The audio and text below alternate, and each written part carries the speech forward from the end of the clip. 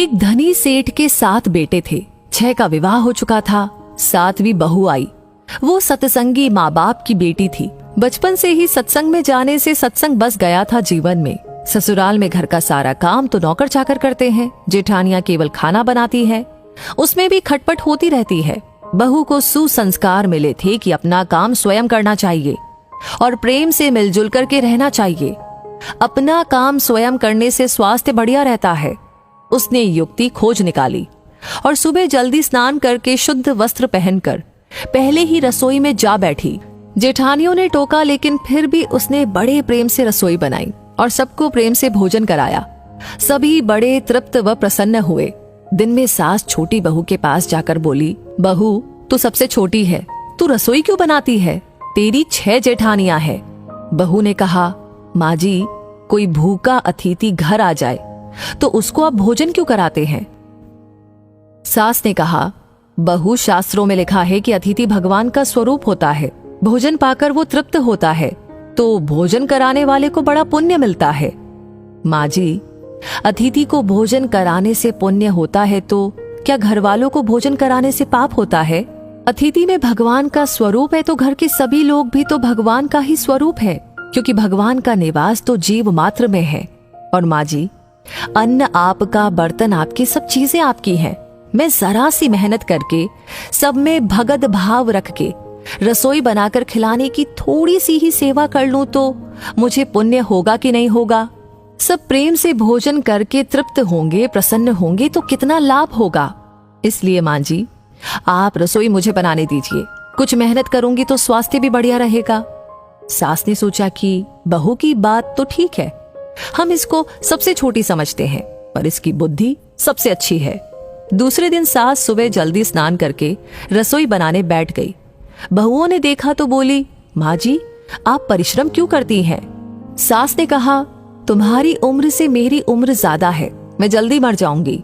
मैं अभी पुण्य नहीं करूंगी तो फिर कब करूंगी? बहुएं बोली, माँ जी, इसमें पुण्य क्या है? ये तो घर का काम है। सास बोली, घर का काम करने से पाप होता है क्या? जब भूखे व्यक्तियों को, साधुओं को भोजन कराने से पुण्य होता है तो क्या घर वालों को भोजन कराने से पाप होता है? सभी में ईश्वर का वास है। सास की बातें सुनकर सब बहुओं को लगा कि इस बात का तो हमने कभी ख्याल ही नहीं किया। ये युक्ति तो बहुत ही बढ़िया है। अब जो बहू पहले जग जाए वो रसोई बनाने बैठ जाए। पहले जो भाव था कि तू रसोई बना तो 6 बारी बंधी थी, लेकिन अब मैं बनाऊं, ये भाव हुआ तो 8 बारियां बंध गई। 2 और बढ़ गए, सास और छोटी बहू। काम करने में तू कर, इससे काम बढ़ जाता है और आदमी कम हो जाते हैं। पर मैं करूं, इससे काम हल्का हो जाता है और आदमी बढ़ जाते हैं। छोटी बहू उत्साही थी। सोचा कि अब तो रोटी बनाने में चौथे दिन बारी आती है, फिर क्या किया जाए। घर में गेहूं पीसने की चक्की पड़ी थी। उसने उससे गेहूं पीसने शुरू कर दिए। मशीन की चक्की का आटा गरम गरम बोरी में भर देने से जल जाता है। उसकी रोटी स्वादिष्ट नहीं होती, लेकिन हाथ से पीसा गया आटा ठंडा और अधिक पौष्टिक होता है और उसकी रोटी भी स्वादिष्ट होती है। छोटी बहू ने गेहूं पीसकर उसकी रोटी बनाई तो सब कहने लगे कि आज तो रोटी का जायका बहुत ही अच्छा है। सास बोली, बहू, तू क्यों गेहूं पीसती है? अपने पास पैसों की कमी नहीं है। माँ जी, हाथ से गेहूं पीसने से व्यायाम हो जाता है और बीमारी नहीं आती। दूसरा रसोई बनाने से भी ज्यादा पुण्य गेहूं पीसने का है। सास और जेठानियों ने जब सुना तो लगा कि बहू तो ठीक ही कहती है। उन्होंने अपने अपने पतियों से कहा कि घर में चक्की ले आओ, हम सब गेहूं पीसेंगी। रोजाना सभी जेठानियां चक्की में 2-2.5 सेर गेहूं पीसने लगी। अब छोटी बहू ने देखा कि घर में जूठे बर्तन मांजने के लिए नौकरानी आती है। अपने जूठे बर्तन हमें स्वयं साफ करने चाहिए, क्योंकि सब में ईश्वर है तो कोई दूसरा हमारा जूठा क्यों साफ करे। अगले दिन उसने सब बर्तन मांज दिए तो सास बोली, बहू, विचार तो कर, बर्तन मांजने से तेरा गहना घिस जाएगा, कपड़े खराब हो जाएंगे। माँ जी, काम जितना छोटा उतना ही उसका महात्म्य ज्यादा। पांडवों के यज्ञ में भगवान श्री कृष्ण ने जूठी पत्तले उठाने का काम किया था। दूसरे दिन सास बर्तन मांजने बैठ गई। उसको देख कर के सब बहुओं ने बर्तन मांजने शुरू कर दिए। घर में झाड़ू लगाने नौकर आता था। अब छोटी बहू ने सुबह जल्दी उठ करके झाड़ू लगा दी। सास ने पूछा, बहू, झाड़ू तूने लगाई है? माँ जी, आप मत पूछिए, आपको बोलती हूँ तो मेरे हाथ से काम चला जाता है। झाड़ू लगाने का काम तो नौकर का है, तो तू क्यों लगाती है? माँ जी, रामायण में आता है कि वन में बड़े बड़े ऋषि मुनि रहते थे, लेकिन भगवान उनकी कुटिया में न जाकर के पहले शबरी की कुटिया में गए, क्योंकि शबरी रोज चुपके से झाड़ू लगाती थी, पंपा सरोवर का रास्ता साफ करती थी कि कहीं आते जाते ऋषि मुनियों के पैरों में कंकड़ न चुभ जाए। सास ने देखा कि ये छोटी बहू तो सबको लूट लेगी, क्योंकि ये सबका पुण्य अकेले ही ले लेती है। अब सास और सब बहुओं ने मिलकर के झाड़ू लगाना शुरू कर दिया। जिस घर में आपस में प्रेम होता है वहां लक्ष्मी बढ़ती है, और जहां कलह होता है वहां निर्धनता आती है। सेठ का तो धन दिनों दिन बढ़ने लगा। उसने घर की सब स्त्रियों के लिए गहने और कपड़े बनवा दिए।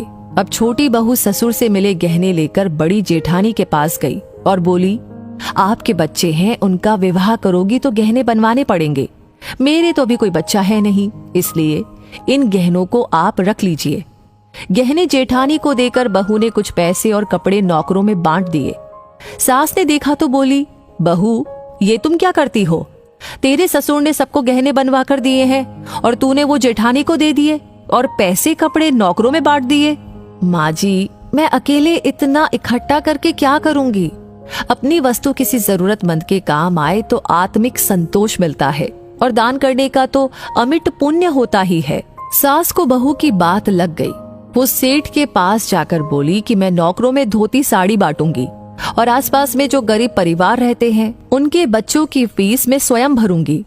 अपने पास कितना धन है, किसी के काम आए तो अच्छा ही है, न जाने कब मौत आ जाए और सब यहीं पर पड़ा रह जाए।